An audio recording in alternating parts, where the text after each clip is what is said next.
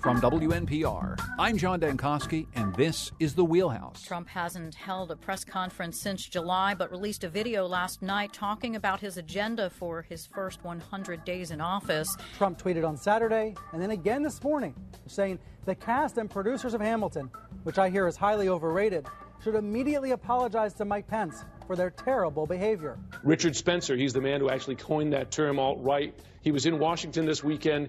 He was spewing, as he often does, what I can only describe as hate-filled garbage. We learned early this morning that Donald Trump has canceled his meeting with the New York Times. President-elect Donald Trump's meeting with staff at the New York Times is back on for today. I think when the president-elect, who's also the head of your party now, Joe, tells you before he's even inaugurated he doesn't wish to pursue these charges, it sends a very strong message, tone and content to the members. That's some of the week's news for you. I'm John Dankosky. As we talk about the week's news, if you want to join us, 860-275-7266. Comment on our website, WNPR.org/The Wheelhouse. You can find us on Facebook and Twitter at WNPR Wheelhouse. You will notice that an awful lot of the week's news, as gathered in sound bites, is about Donald Trump. We'll obviously be talking about the president-elect, but there's a lot more to talk about as well with Colin McEnroe, host of the Colin McEnroe Show on WNPR. Welcome back, Colin. Good to see you once again. I'd like to point out that I actually canceled my appearance on this show and then reinstated it later. Thank you. It was touch and go whether I was going to be on or not. I'm glad that you were able to make it back for us. Kevin Rennie is here. He's a Hartford Courant columnist. He also blogs at dailyructions.com, a former Republican state senator and representative. Hello once again, Kevin. Good morning. And Christine Stewart is here. She's editor of ctnewsjunkie.com. Hello, Christine. Hello, John. At the end of the program, we'll be talking a little bit about how to deal with the pending Thanksgiving conversations, perhaps about politics with your family. Should be a fun year. Let's start here, though. In a New Yorker piece, Jelani Cobb, formerly of the University of Connecticut, talks about the defiance that states are feeling toward President-elect Trump in tone and policies. State Democratic leaders in California and New York have released statements saying they will protect their most vulnerable communities. Andrew Cuomo from New York quoted, "Whether you're gay or straight, Muslim or Christian, rich or poor, black or white or brown, we respect all people in the state of New York." I found this interesting, Colin, just because when we use the term states' rights throughout the history of at least recent politics, we think about that as Republican state leaders trying to assert their rights over a tyrannical federal government. This feels like something entirely different, and I don't know if it spreads beyond New York and California. First of all, it's a little premature, right? I mean, Trump's policies are so murky, including maybe to himself, that knowing what would be an appropriate state response it seems a little premature to me, but it is an interesting thought exercise anyway. And yes, absolutely, this has ordinarily been an exercise perpetrated by Republicans, but there may be interesting ways. The immigration part of this in some ways feels to me like a cheap date with your conscience. I mean, I actually think that'll be a relatively easy thing to deal with, particularly if his policy is as it's currently stated. The latest iteration that I know is that he has a policy very similar to President Obama's, that he's going to go after active criminals who are immigrants, which is hardly a radical thing to do. So I'm not so sure how significant that'll be. I think. And the more interesting question will be if, in fact, the Trump regime includes a lot of things that seem very disappointing or punitive in other ways. And once again, I think it's premature to say that it will.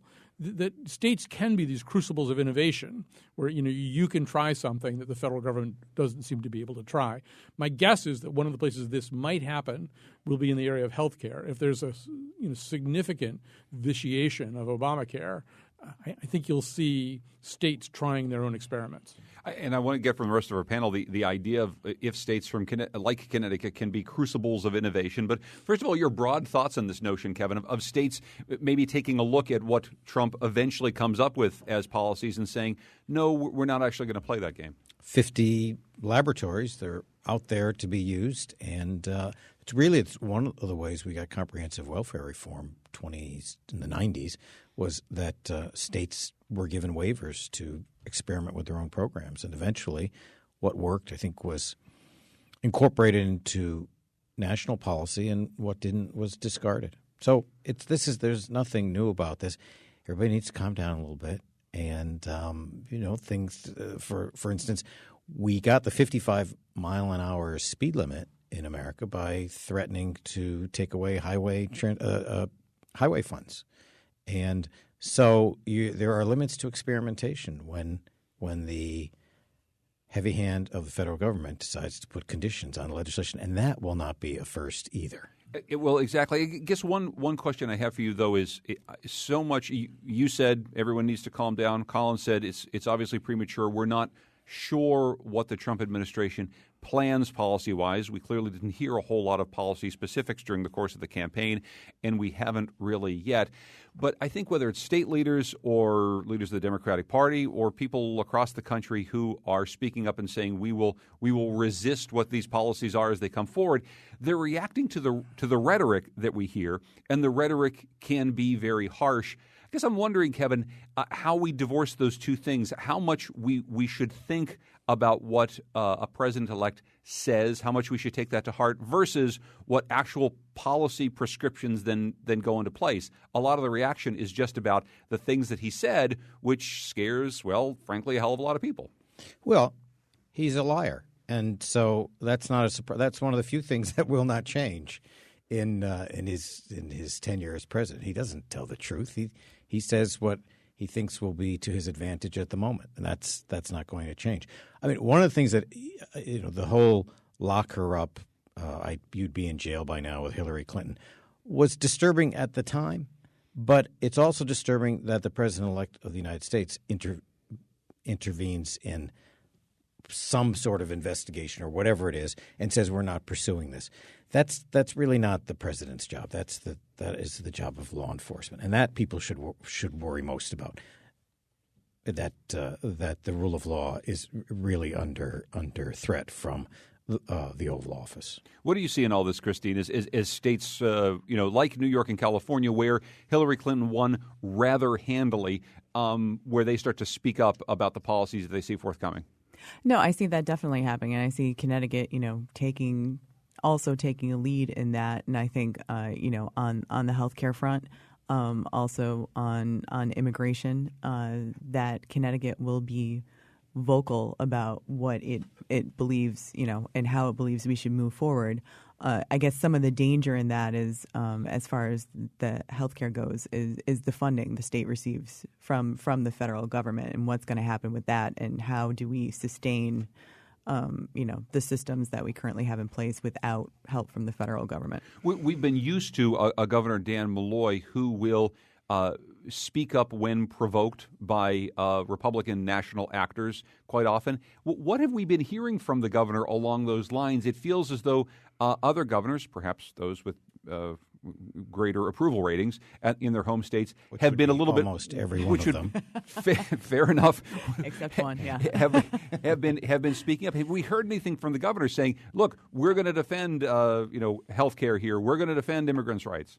No, I think he has said. I asked his office before the march on Monday, where the immigrants' rights groups walked down Main Street in Hartford, how he felt about making Connecticut a sanctuary state, much less we have some sanctuary cities here, but what about making it a sanctuary state? And, his statement from his spokesman was pretty supportive. So I don't know where we go from there, or, I think it's kind of a wait and see attitude to see what happens with Trump and the federal government. Yeah, I mean, just to go back to what Kevin was saying, I mean, like every 24 hours, there's a radical revision of what Trumpism is. So yesterday he met with the New York Times, and yes, he's not going to prosecute Hillary Clinton anymore. He's much more open to the idea that climate change has a man-made component after completely discarding that notion. No, he did think it was a man-made component. He said it was a hoax from China. Hoax from China. Okay, there you go. I guess in that sense, it's man-made. Yes. But I mean, there were two or three other, pretty significant modifications, even in terms of his tone towards the press. Somebody asked him toward the end, what can we expect from you vis-a-vis the First Amendment? He said, I think you'll be happy. So that's why it's very difficult to sort of say what Connecticut's reaction to Trumpism should be. I have no idea what Trumpism is going to be, but with each passing day, there's a modification of it that seems to make it drift towards the center rather than towards the outside edges. You look at the people that he's appointing, and it looks like he's appointing people towards the outside edges. You look at the stuff that he says, and he's more centrist by the day. And Kevin, I like your reaction to that, but I just want to weave in some of the the tweets that we're getting from people, and this is a lot of what we talked about actually last week is that there are an awful lot of people who are political observers, people who watch this on a daily basis, who can say, well, look, much of what Trump is going to do is going to drift toward the center. It always drifts toward the center. We can say, wait and see, because we're not exactly sure what it's going to look like. It sounds scary right now. But we're hearing from people all across America, and certainly right here in Connecticut, tweeting at me, it doesn't feel premature to us non-white citizens. Trump is surrounded by white supremacists.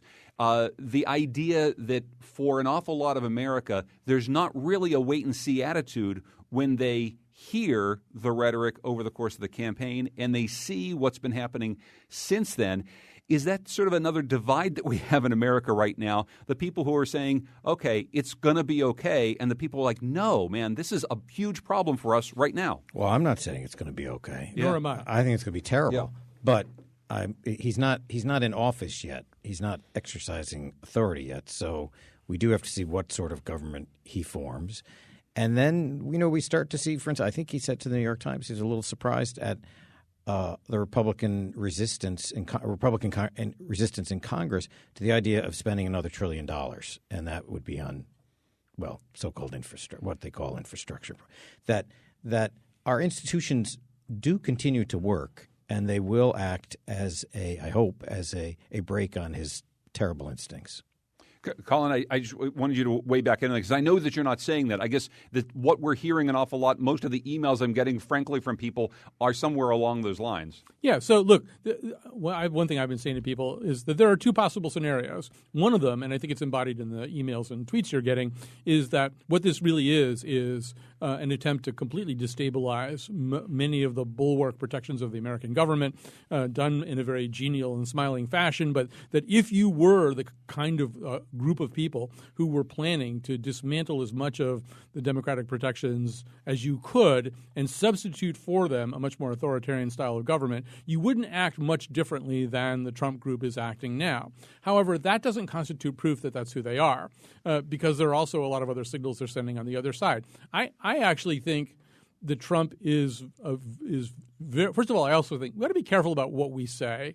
I mean, just to be accurate anyway. Trump isn't surrounded by white supremacists. He has a guy on his staff, Steve Bannon, who was prominently associated with the alt-right, was certainly involved in publishing some very white nationalist stuff. But I'm not sure that there's anybody else anywhere near Donald Trump right now that you could call a white supremacist. And white supremacist might be a little bit too strong for Bannon. I mean, there's some strong language you could use about Bannon. White supremacists might be going a little bit too far. So I don't know. People who tweet and send emails, they can say whatever they want. In the news business, we have to be a little bit smarter about how we actually describe people and what verbs we use. I don't think Donald Trump is surrounded by white supremacists right now. Bannon, however, Kevin, is not just a guy in his White House. He's his chief advisor. Bad. It's terrible. I don't know what else to say. It's terrible. Let's just quickly get terrible. this. Steve's in Hartford. You know what? My phone thing doesn't work. I can't put Steve from Hartford on the radio. Let's try to do that in just a second. I just want to quickly, before a break, Christine, you mentioned the idea of Connecticut saying, well, should we be a sanctuary state? The mayors of some of Connecticut's largest cities that consider themselves to be sanctuary cities have said we're going to continue in this vein. Of course, it's under the threat that much needed funding from the government might not be coming their way. Yeah, and the governor has said that look, we're gonna sue the federal government. We'll sue Trump if they try to withhold federal funding from our cities because this is the way we've decided to act. But the federal government puts conditions on virtually every piece of funding legislation, and no one should be surprised if this becomes another one. Colin, of course, it should be noted that as we go into the next segment, we're going to talk a little bit more about some of the Connecticut players who we'll see over the course of the next couple of years heading into a gubernatorial election, heading into a really important midterm election. There's somebody like Mark Bowden who kind of made his name around this idea of sanctuary cities or not. Yeah. So for Mark Bowden, who's the mayor of Danbury, has been elected many times now, about 10 years ago, he was very concerned with making Danbury an anti-sanctuary city. He was campaigning very actively against its immigrant population, and his government seemed to be involved in this pretty unattractive sting operation where I think 11 people were led into a van and being told that they were taken to some kind of wonderful job site or maybe a horrible job site because immigrants have to go there too. It turned out to be an ICE sting. At least one of those guys spent 5 years in prison. Ultimately, there was a judgment of $400,000 against the city of Danbury. Or they agreed to pay that anyway, and $250,000 against the federal government. But for a while, Mark Bowden, whose exploratory committee for governor was announced yesterday, he was kind of a hero of that movement. He was going on the Lou Dobbs show and talking about it. He has since turned himself into this teddy bear who tweets about old school hip hop and The Walking Dead, and he's just loads of fun. But yeah, way back when he's still a xenophobe. Okay. That was Kevin Rennie. Would you like to expand on that? No, Kevin? I think that was calculated, and that came from some real place within him. And I don't think he's sorry. I don't know, Colin. Has he ever said he's sorry? I don't think he's ever said that he's sorry. I mean, interestingly, Danbury ultimately has kind of benefited from its vibrant Latino population that he tried to quash. Yeah. Well, let's take a break. When we come back, maybe we'll consider some of the other people who are going to make inroads in the Connecticut political scene. We're talking with Kevin Rennie from the Hartford Courant and DailyRuctions.com, Christine Stewart, the editor of CTNewsJunkie.com, and our own Colin McEnroe. Maybe we'll fix the phones and you can talk to us. You can always find us on Facebook and Twitter at WNPR Wheelhouse.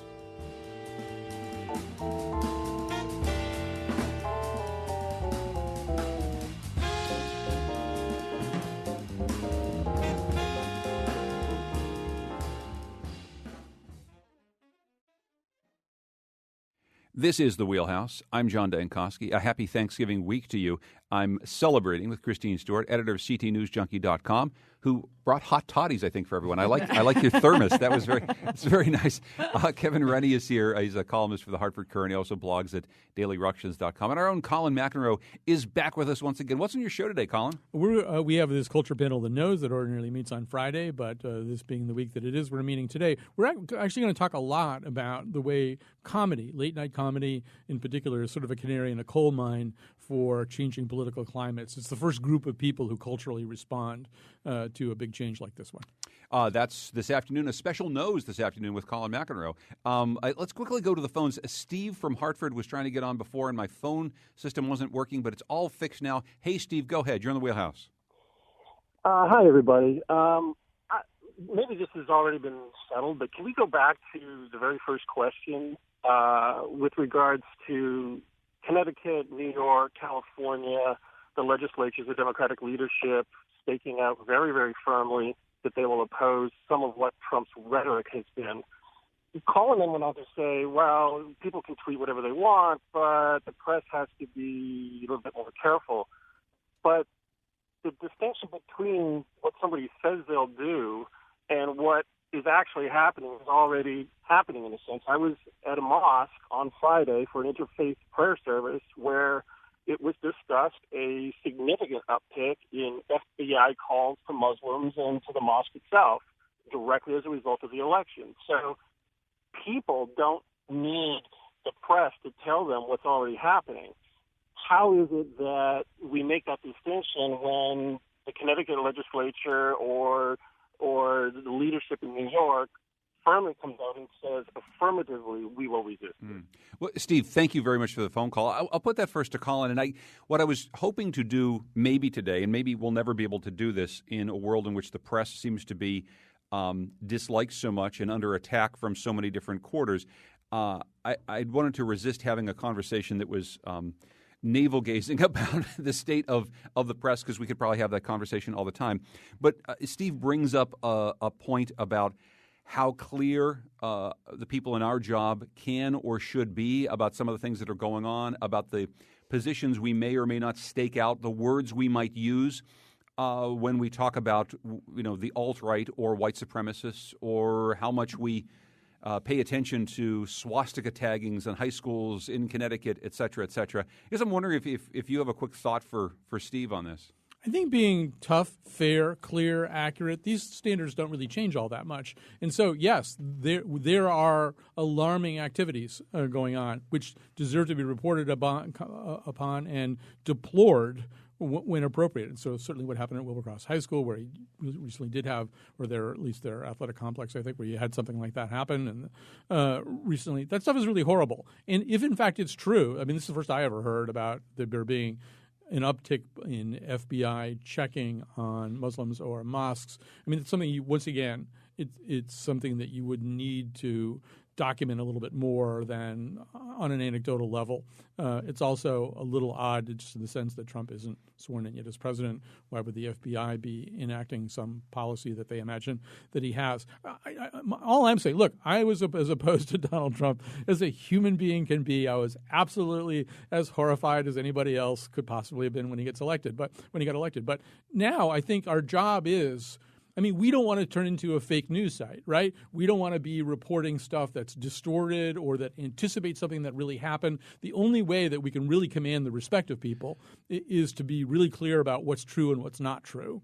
And so, and in some ways, that's not that complicated a standard. And that's the only one that I'm kind of invoking today. It's like we can't really talk about policies that don't exist yet. Yes, I'll just say one more thing, which is that Stephen Colbert and John Oliver did this thing in Montclair, New Jersey a couple of days ago. It wasn't really open to the public, but there's a little bit of footage leaking out. And Stephen Colbert said, apropos of what Steve is saying, I listened to everything he said on this campaign. I listened very carefully, and it was horrible, and we can't give an inch on that stuff. And I totally agree with that. I know what he said during this campaign, but I also agree with Kevin. He's a liar. And as a result, he's not going to – the wall's already turning into a fence, I don't think he's going to be able to stick to a lot of this stuff. And, if they'd elected Paul Ryan as president – Paul Ryan would die on the cross for the stuff that he believes in. If they told him, nope, you can't reform entitlements, he would say, I don't care what I have to do. I'm not leaving here until I do this because I believe in it so passionately. There is nothing in Trump's lexicon that he feels that way about. There just isn't. There isn't anything he would die on the cross for except more applause. So, but that's not a small consideration, Christine. I think that the press in general struggled with this during the campaign, struggled with calling out Trump for the statements he made that were false statements. I think as we got towards the end of the campaign, I think even you saw, basically the New York Times and some of its reporting being like, that's a lie, that's a lie, that's a lie, and coming out and, making sure that their readers knew that this was not a truthful statement coming from a candidate, and it contradicted other statements. So I think that we've already had our moment where we've I guess realized that Trump is a liar, and that we need to make sure that we are reporting accurately what is happening. Kevin? The most disappointed people over the next couple of years won't be the people who oppose Donald Trump. It's going to be the people who supported him. I agree. Because he is not going to deliver. That's already happening with the failure to prosecute Clinton. And, there are groups going nuts right now because they thought that lock her up stuff was real.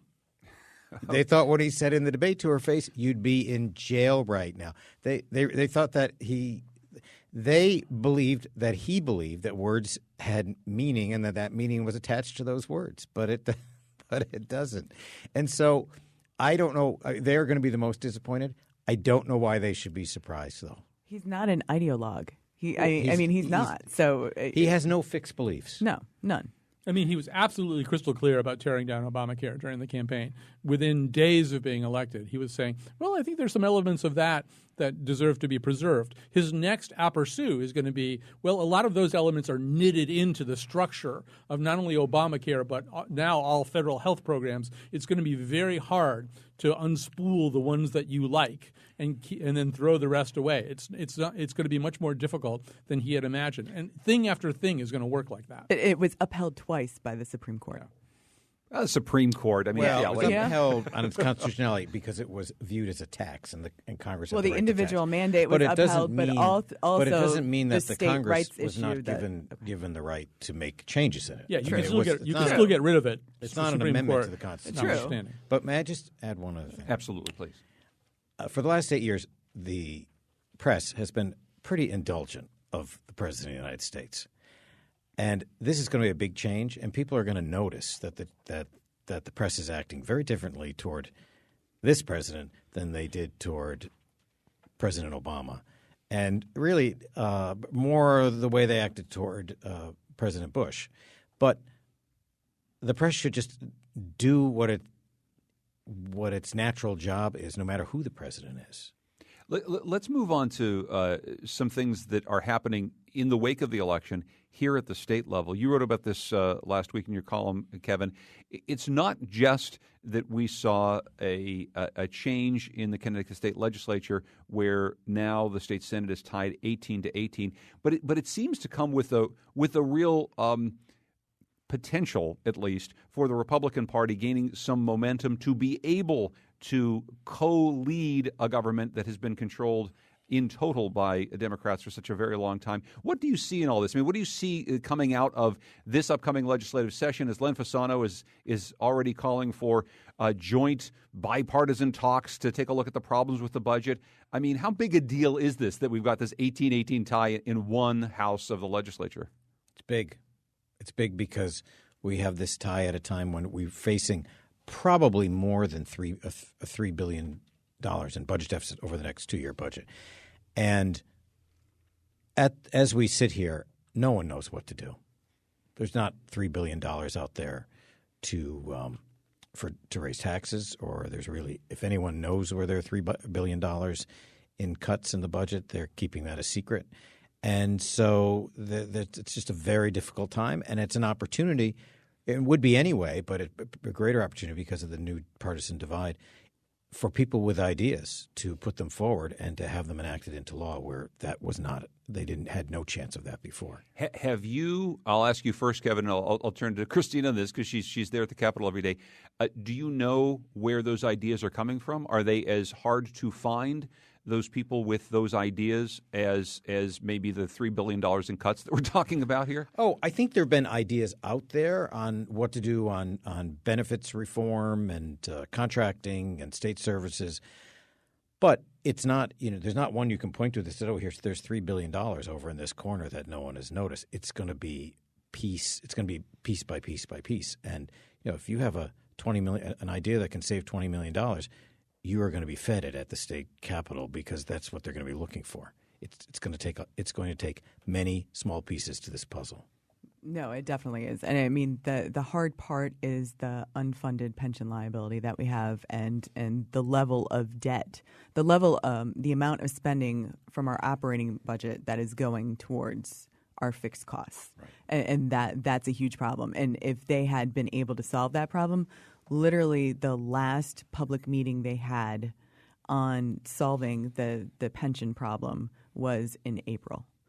Apparently, Ben Barnes and the head of the CBAC Coalition, Dan Livingston, have been meeting privately to see if they can come up with a solution, but there has been no solution yet. So there are no easy answers out there. So what does it look like with the Republicans now at the table in a greater way? I mean, how does it change any of the dynamics? Because the thing you just said is, I think we can all agree, one of the bigger problems, right? Any negotiations about solving any problems are happening behind closed doors. None of us know anything about what's being talked about. Maybe at least something gets out in the open. I don't know. So what's interesting is that the last time that Republicans were allowed into the room on some of these tougher structural changes, they agreed with Governor Malloy. And Governor Malloy didn't necessarily agree with his Democratic colleagues in the House or the Senate.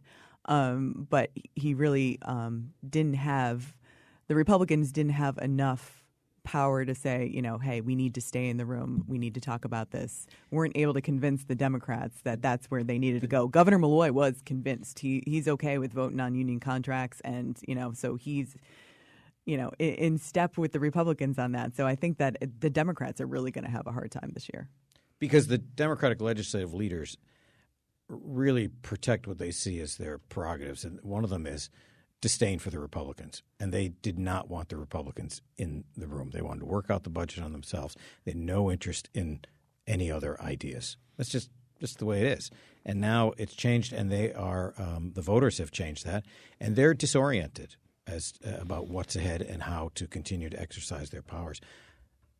You change with an 18-18 split, the budget of the state Senate, which is not $3 billion, gets changed. The Republicans get more.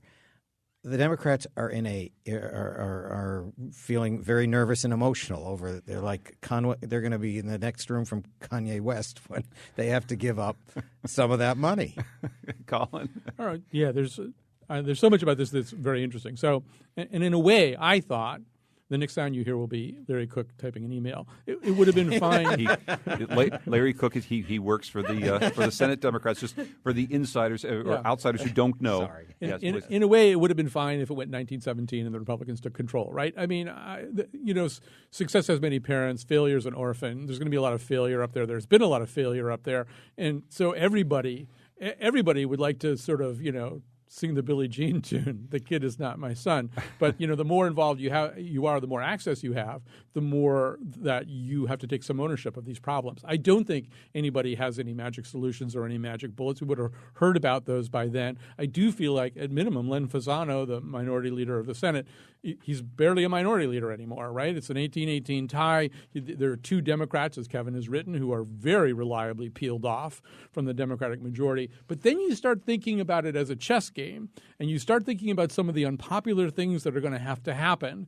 And if you're the Republicans, you might be saying to Paul Doyle and Joan Hartley, no, why don't you stay over there and make Nancy Wyman cast a deciding vote on some of this stuff, because Nancy Wyman is a very probable, or possible anyway, contender for the gubernatorial nomination on the Democratic side. So you want her to be a parent of some of these things too. So you might see the Republicans preferring the 18-18 split to other kinds of deals that they could cut, at least on some of these unpopular measures, which are all of them. I do think, though, unpopular measures, there are fewer of them than there might have been a few years ago, because I do think the public understands what has to be done, and that they're willing to endure cuts in programs that help balance the budget without a tax increase. And tax increases? No, I don't think that I don't think that they're ready to endure tax increases, because we've had so many already. What we haven't had are spending cuts. Hey, go ahead.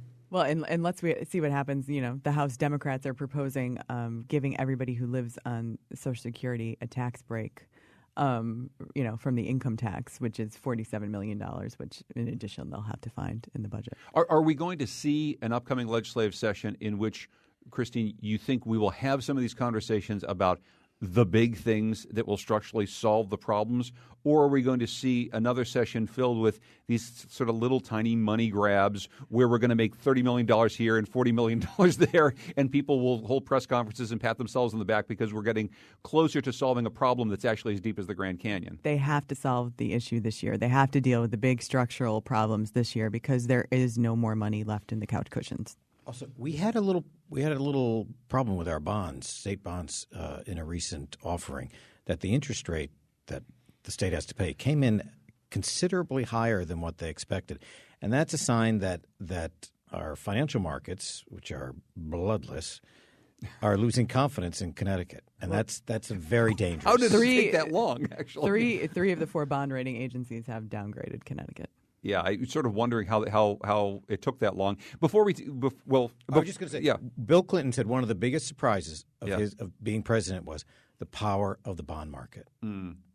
Well, let's take just a look at some of the players who are actually making a difference up there right now. You wrote about one of them, somebody that most of the people who follow Connecticut politics not all that closely doesn't really know about, Liz Koranowicz, and how she was able to, in some ways, help to make this move for the state Republicans.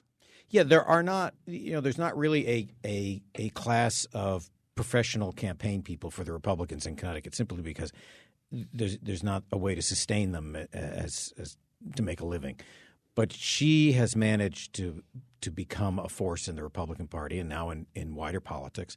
And she's able to raise money. She's able to find people to donate to these independent committees. And she's very shrewd, particularly this year, at deploying those resources. And so she raised $400,000 and went out and bought broadcast and digital time, and was thought to have had a real impact on some of the campaigns. And she was the first one to do this. She was the first one ever in Connecticut to use independent expenditures. Yeah. I will say that I was at the first debate with Liz, and she was among the Republicans, I think it's okay to say this, who were looking at a Clinton victory as the most incredible fundraising opportunity in the modern history of the Republican Party. Yes. They were thinking, we are going to be fat, for 10 years if Hillary Clinton wins the presidency. So they kind of have to go to plan B right now. I just want to hear a little bit of tape. This is Congressman Jim Himes. He was talking on WNPR's Where We Live yesterday, talking about how Democrats are feeling right now.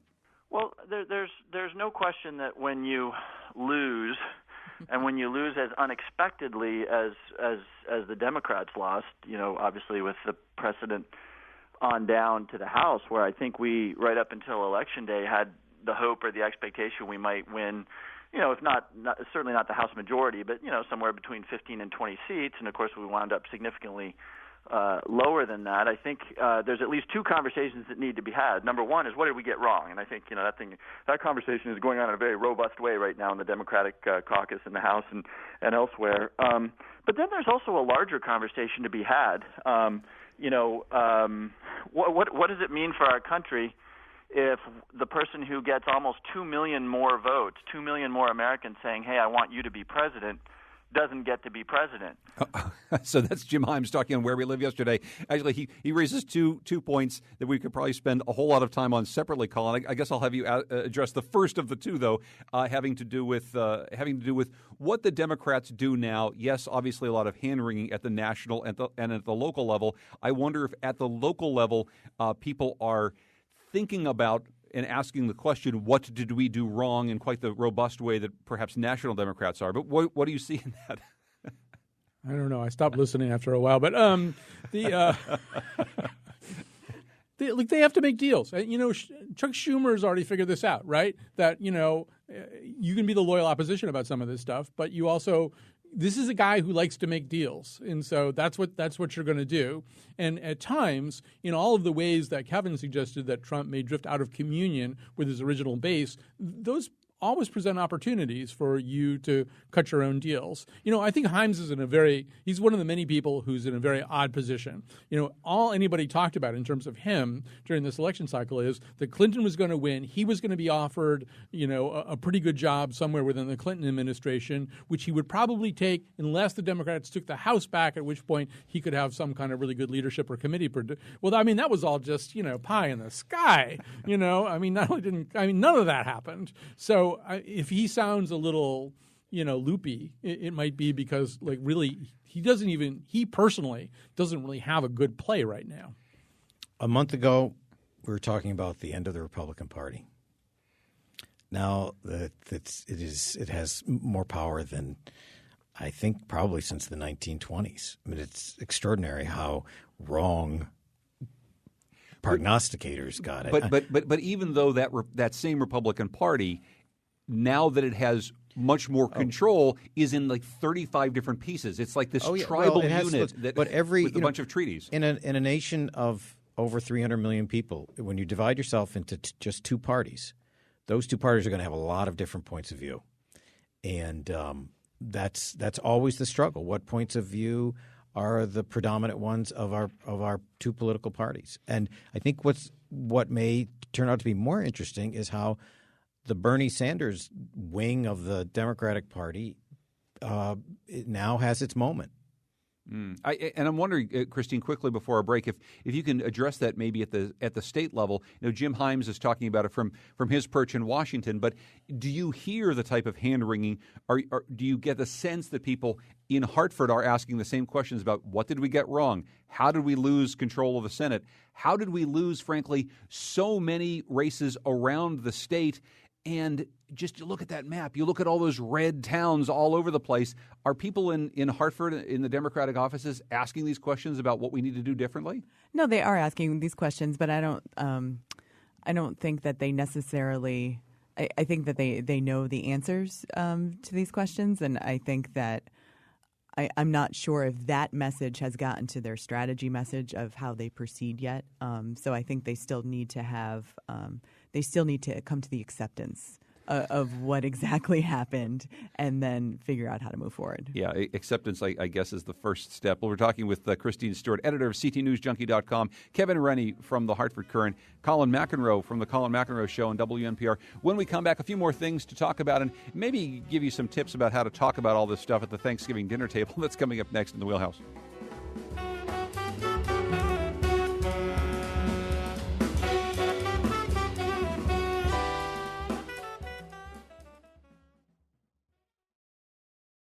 This is the Wheelhouse. I'm John Dankosky. We're talking today with Christine Stewart from CTNewsJunkie.com, Kevin Rennie, who writes DailyRuctions.com and also is a columnist for the Hartford Courant, and Colin McEnroe from the Colin McEnroe Show. Quickly, Kevin, we obviously trying to figure out who all the big power brokers in Washington might be after a Trump administration is installed. Linda McMahon on the list? Yes, very high on the list. I think she'll get a plum appointment in the Trump administration. She and her husband have close personal ties and financial ties over the years with Donald Trump, and she has been a supporter of his, and I believe she will be rewarded. What is that Trump job? That plum job? We heard about Commerce Secretary. That's probably not to be. What do you think? Probably not, is? but I think pretty high. I think maybe not a cabinet position, but close to it.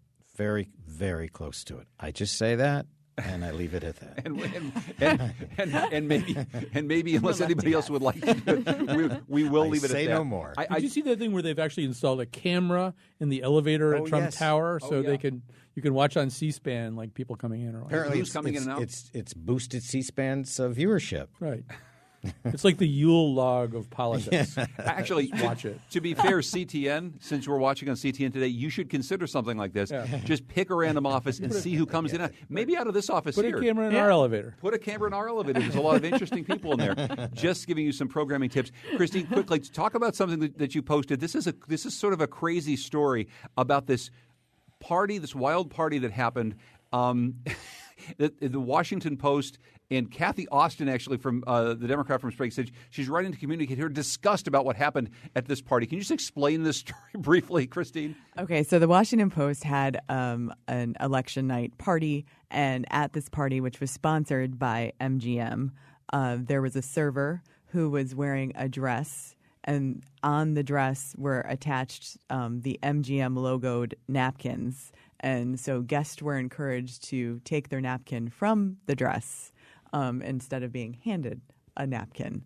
And so she was very, upset about this. But also her anger at MGM is also directed at their building a casino in Springfield, Massachusetts, which she said is stealing jobs from her district and the two casinos down in southeastern Connecticut. That is a very tangled little press conference. It's a tangled one, yes. That's not one that makes a whole lot of sense. But I don't recall her being angry when the Mashantucket Pequots and the Mohegans have been deeply involved in Massachusetts casino proposals that would also, under her view of these things, steal lots of jobs from Connecticut. The Mohegans were at the heart of the Palmer proposal for a casino in Massachusetts right on our border. No one said a word. But now the state has gotten into league with these two tribes in order to build yet another casino in the state to try to capture people. Nowhere near Kevin's town. Nowhere near a reservation. That is at the heart, the foundation of our two Indian casinos. It was the Indian Casino Gaming Act of 1988. And there's no reservation property in South Windsor, East Windsor, Windsor Locks, or Enfield. And so this proposal it's not right. It's not fair, and it's not right. And by the way, South Windsor, where I live, I think is very much opposed to it. Colin? I just wanted to say, I mean, first of all, let's be clear. These were Washington Post business executives. It wasn't David Fahrenthold and Phil Bump pulling napkins off some semi-naked woman. But, you know, those people, some of those people should be fired. What are they even doing there? They should get their butts back to Washington. It's election night. And even if you're just, you know, some weasel from corporate, you really need to be in Washington where your newspaper is at a time like this, not at a casino pulling napkins off a woman. And you'd think you'd want to be at the that's Washington Post disgusting. That night of all nights. It's emblematic of the way in which in journalism more and more what used to be considered sort of the publisher and everything, all the people who went along with the publisher have divorced themselves from the actual news operation because it really would have been unthinkable 30 years ago. I mean, first of all, Katharine Graham probably wouldn't have gone to that party, but more than that, there was sort of an understanding, you know, that this is a team and this is the Super Bowl of our season and everybody's there. So I don't know what the hell these people were doing at some crummy casino when they're supposed to be in Washington. And where was Jeff Bezos on election night? I hope Jeff wasn't there. But you can order that dress from Amazon. There's some delays, though. I think there's a strike in Chicago that may keep it getting there in time for the we holidays. We better keep an eye on Kathy Austin's Amazon account. Right? Well, look, we got a couple of minutes before the end of the show. I know that you wrote about this, Christine. I mean, so many of us have to worry about the conversations that we have around Thanksgiving table, and everyone writes a story about this. But I think this year, especially for members of the press, this is a really weird one, right? You go to a Thanksgiving dinner. You've always got to talk about politics. People want to talk about politics even when you just want to eat mashed potatoes. What do you say now after this very contentious election in which you can't really talk about politics nicely anymore? You don't say anything and you try to change the subject. Does it work? I mean, does it actually work for you? Do you brine your turkey? Do you not brine your turkey? It's going to have to this year in order to make it through that family feast, you know, and these are people that you know, in your family you might not see all that often. So if you say something that's going to be hurtful to somebody, you're not going to see them again for a very long time. So it's best to change the topic. Kevin? I just say I don't want to discuss politics, and no one pays attention to it. I have no authority. And I'm reminded of that various times, most days, when I say I don't want to talk about it. It's too horrible to talk about. And then they say to you, no, you don't want to talk about Oh, politics. yes, but of course, you do. Right, and then they launch into the thing, and it makes it very, very difficult. And I don't know, what do you say next? You just walk away? No, I say I was against him from the start. You know, I was against him from the start. I think he's a loathsome demagogue, and that's how I'm going to talk about him. So if that's what you want to talk about, that's what you're going to hear. Pass the cranberry sauce. Colin? Well, my Thanksgiving dinner includes, among other people, Bill Curry. So good luck not talking about politics. However, well, good luck. Good luck getting a word in. So, what I'm actually going to do this year, I teach a class at Trinity. The last two sessions of the class, whenever I do this, involve the rollout of campaigns 4 years from now. In other words, I ask my students to devise media strategies for candidates who would be running this time in 2020. So I need a scenario. I need a fictional scenario in which Donald Trump is stepping down, some other Republican is stepping forward. I think I'm going to have Chris Murphy, just for fun, be the Democratic nominee. So I'm going to have the people at Thanksgiving work on that scenario. Like, what has happened there in 2019 to create a cascade of things that result in these two candidacies? Who's the Republican candidate going to be? And so they can talk about a world that doesn't exist instead of the one that does. A speculative fiction Thanksgiving, which I think is sort of a nice idea. But before we leave, Colin, I know you wanted to mention this. Whenever we talk around the holidays, we talk about gratitude and a time of Thanksgiving. And when it mixes up with politics, it can sometimes make it crass. I think you have an example of maybe, a Thanksgiving message from a politician not being so crass. Yeah, so we used to have these sort of scholar, poet governors here in Connecticut, and not just one, but Wilbur Cross was one of them. And in 1936, he gave this famous Thanksgiving proclamation. I'll just read the first few words of it.